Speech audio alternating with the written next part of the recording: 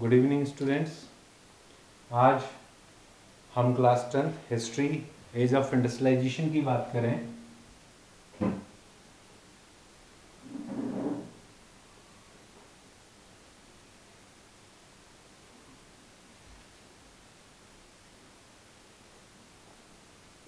इस age of industrialization में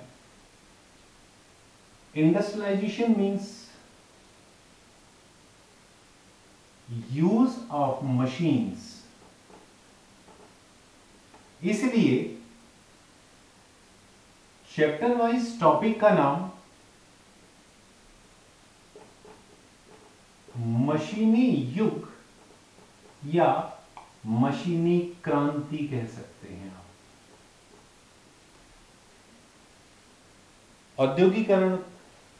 औद्योगिकरण या मशीनी युग, मशीनी क्रांति। तो जब when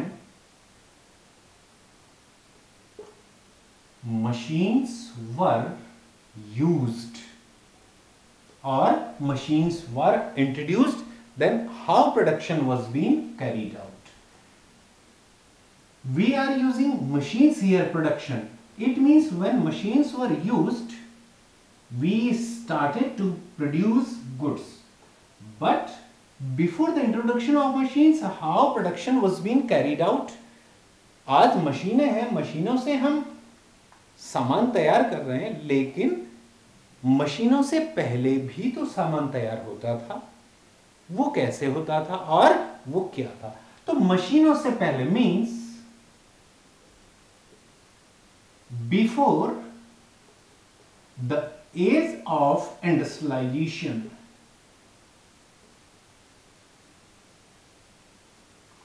before the age of industrialization, मशीनों के इंट्रोडक्शन से पहले का जो इरा था उसको जिस नाम से जाना गया, that was known as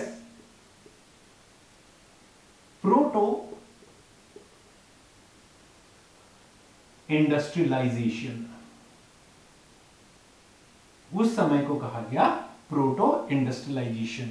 means मशीनों के इंट्रोडक्शन से पहले का जो समय है वो प्रोटो इंडस्ट्रियलाइजेशन, और द इरा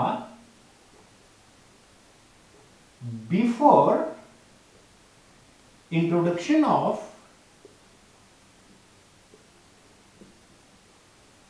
मशीन्स। मशीनों के इंट्रोडक्शन से पहले का जो समय है उसको प्रोटो इंडस्ट्रियलाइजेशन कहा गया। तो आज अगर मशीनों से प्रोडक्शन हो रहा है तो सब एक साथ हो रहा है, लेकिन जब मशीनें नहीं थी उस समय प्रोडक्शन कैसे होता था? तो हमारा अगला टॉपिक होगा process of production before machines. मशीनों के इंट्रोडक्शन से पहले, मशीनों के यूज से पहले जो प्रोडक्शन होता था, या फिर प्रोटो इंडस्ट्रियलाइजेशन के टाइम पर जो प्रोडक्शन होता था वो कैसे होता था, उसका प्रोसेस क्या था। हमने इसको सीधे से 2-3 स्टेप्स में बांट लिया है जो इस प्रोसेस ऑफ प्रोडक्शन के लिए रिस्पॉन्सिबल हैं। पहली चीज, प्रोड्यूसर्स ऑफ रॉ मटेरियल। जो रॉ मटेरियल के प्रोड्यूसर्स हैं। इसके बाद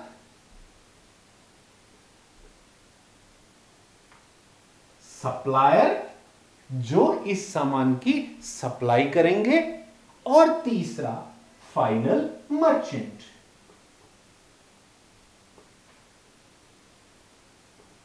फाइनल मर्चेंट्स जो इस प्रोसेस ऑफ प्रोडक्शन में रिस्पॉन्सिबल थे।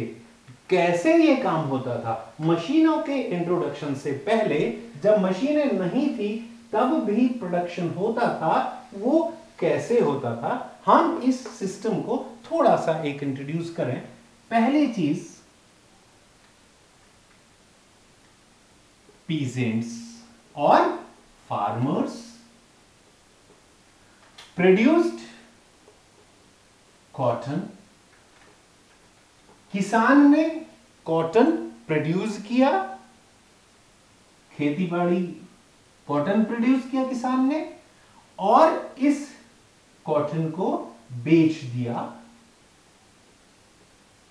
यार्न प्रोड्यूसर पर। आपने कपास तैयार किया, कपास के बाद उसको सूत काटने वाले के पास भेज दिया, सूत काटने वाले के बाद से वीवर्स तक, बुनकर के पास चला गया, बुनकर के पास से ये चला आया डायर के पास, डायर के पास से क्लोथियर मर्चेंट, और क्लोथियर मर्चेंट के मींस ये मार्केट। जो प्रोडक्शन हुआ वो प्रोडक्शन किस तरह से होता था? किसान ने कपास तैयार किया, कब उस कपास को सूत काटने वाले के पास, यार्न प्रोड्यूसर के पास भेज दिया, यार्न प्रोड्यूसर से वो कपास वीवर बुनकर के पास चला आया, बुनकर ने उस कपास को बिनाई करी और उसके बाद रंगाई वाले के पास भेज दिया, रंगाई वाले ने उस कपड़े को रंग के व्यापारी के पास भेजा और व्यापारी ने उसको मार्केट पर ले आया। यहां पर 1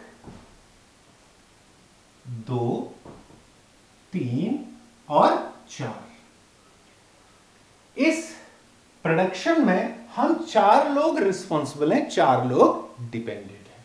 पहली चीज, जो कपास तैयार करेगा, जो कपास उगाएगा, उस कपास उगाने के बाद उसको हमने बेच दिया है कताई वाले के पास, जो कताई करेगा उस कताई के बाद जो तैयारी हुई ऊन वो वीवर्स के पास, बुनकर के पास भेज दिया, बुनकर ने उसको कपड़ा बनाया, कपड़ा बना के उसको रंगाई वाले के पास भेज दिया।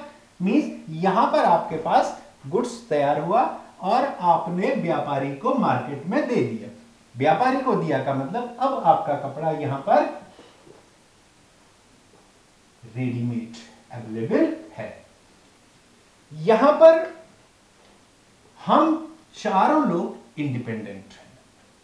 मैं अपना काम करा, आप अपना काम करें, आप अपना काम करें और आप अपना काम करें, लेकिन हमें किसी के पास जाने की जरूरत नहीं है। कौन जा रहा है?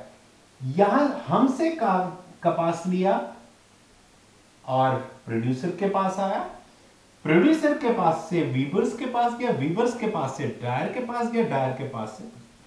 तो ये जो सिस्टम था, इसके लिए जो डिपेंडेंसी थी वो क्लोथियर मर्चेंट काम करते थे।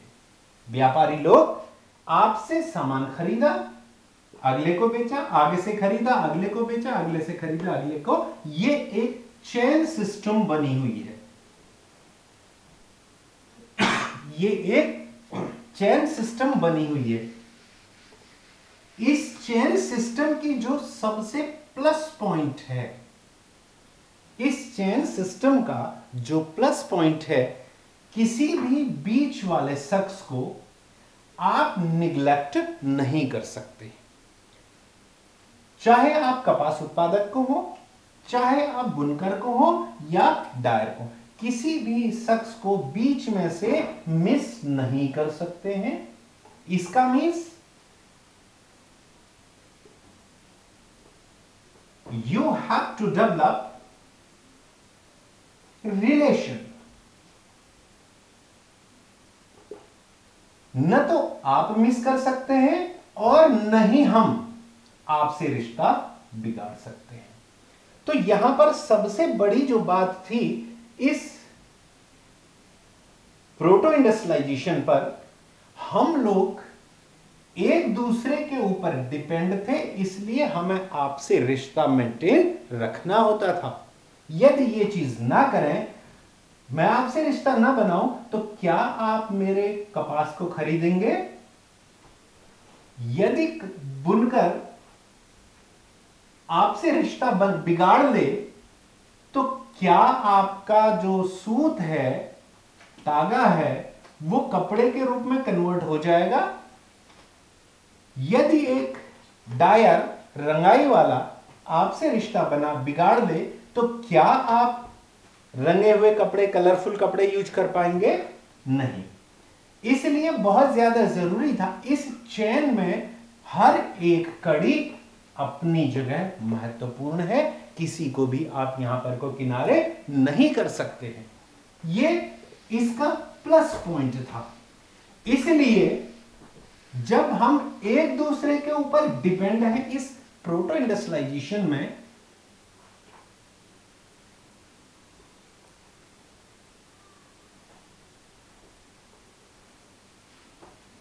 इस प्रोटो इंडस्ट्रियलाइजेशन पर जो कंडीशंस आई कि हम लोगों की इंटर डिपेंडेंसी, एक दूसरे के ऊपर निर्भरता, जब हम एक दूसरे के ऊपर निर्भर हैं तो हम मजबूर हैं एक दूसरे से रिलेशन बनाने की, और ये रिलेशन कहीं कहीं हमें पॉजिटिव साइड को कन्वर्ट करते थे। मीन्स इंसान का हेल्पफुल नेचर। ये था टाइम ऑफ प्रोटो इंडस्ट्रियलाइजेशन, जब इंडस्ट्रियां नहीं लगी। इसके बाद अब प्रश्न आया, यदि इंडस्ट्रियां नहीं लगी हैं और हम लोग एक दूसरे के ऊपर निर्भर हैं, तो हर व्यक्ति मींस मर्चेंट हमारे ऊपर डिपेंड है या हम मर्चेंट के ऊपर डिपेंड है। तो इसलिए मर्चेंट इक्वल टू प्रोड्यूसर या प्रोड्यूसर इक्वल टू मर्चेंट। हमारे बीच कहीं भी कोई डिफरेंस नहीं था। न तो हम सामान को बेचते समय आपसे कैश की डिमांड करें, और न ही आप इमरजेंसी पर मुझे पैसे की डिमांड पूरी नहीं की। मींस जब मेरे पास सामान है, मैंने अपना सामान आपको बेच दिया है, पैसे बाद में आते रहेंगे, या फिर आप मुझसे पैसे लेते जाओ, जब आपका सामान होगा तब आप हमें दे देना। यह चीज मर्चेंट। इसमें यदि हम इस फैक्ट को, इस फिगर को बेस लेकर बात करें, तो यहां पर जरूरत था to get more and more, और भी ज्यादा आपसे सामान खरीदना है या आपको अधिक से अधिक सामान देना है। इसलिए मूव टूवर्ड्स कंट्री साइड। व्यापारी लोग अधिक प्रॉफिट, देखिए यहां तक तो फिक्स है कि हमारा उत्पादन फिक्स है, आपके हम सेलर या बायर फिक्स हैं, लेकिन इस कंडीशन पर आप प्रॉफिट नहीं पा सकते। इसलिए यदि आपको प्रॉफिट पाना है तो आप और भी ज्यादा प्रोड्यूसर्स अपने लिए तैयार करिए। भाई हमारे पास तो हम फिक्स हैं, फार्मर्स तो फिक्स हैं, फार्मर्स तो बढ़ नहीं सकते हैं हम लोग, लेकिन आप लोग अपना प्रॉफिट, आप मींस मर्चेंट अपना प्रॉफिट पाने के लिए हम प्रोड्यूसर्स को बढ़ा सकते हैं।